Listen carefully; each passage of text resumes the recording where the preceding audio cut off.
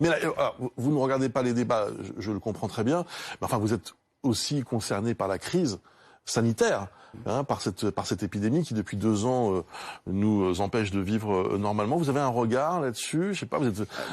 J'en ai tellement parlé que moi ça me fait mal déjà de voir des personnes avec le masque, on voit plus les expressions, etc. Mais il y a un moment, je pense que on en parle beaucoup trop de ce Covid. Faut être sincère.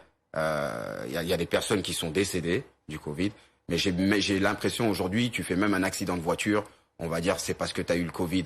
Et par exemple en Angleterre, voilà, quand il y a le Covid, on enterre directement le corps. Donc il y a plusieurs, pour moi c'est politique. Et j'ai toujours dit, quand tu veux gouverner et diriger des personnes, c'est avec la peur. Donc voilà, faut faire bien attention. Et par exemple, vous êtes vacciné, vous avez suivi, enfin vous êtes pro-vaccin.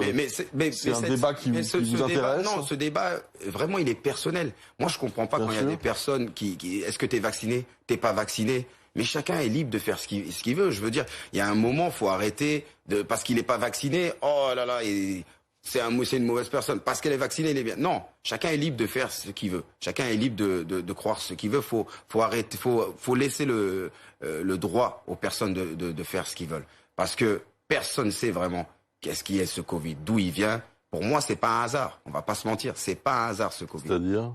Parce qu'il y a Bill Gates qui en parlait déjà dans une conférence en 2013. Après, je suis pas quelqu'un qui va dire voilà, ce truc qui a été programmé, mais voilà, je préfère, je vais en parler un jour, parce que je parle toujours avec franchise, mais le Covid, personnellement, moi, il me fait pas peur. D'accord. Juste sur ce que vous disiez, vous savez que ça a été, on va pas revenir sur, mais on parle depuis des décennies de virus, donc c'est pas non plus si extraordinaire qu'après tout il y a eu des déclarations précédant cette crise. Mais j'entends ce que vous dites. J'entends ce que vous dites sur cette crise, et c'est votre opinion et au fond votre liberté, même si bon, ça pourrait, vous le savez bien aussi, être repris et interprété comme une forme de complotisme ou...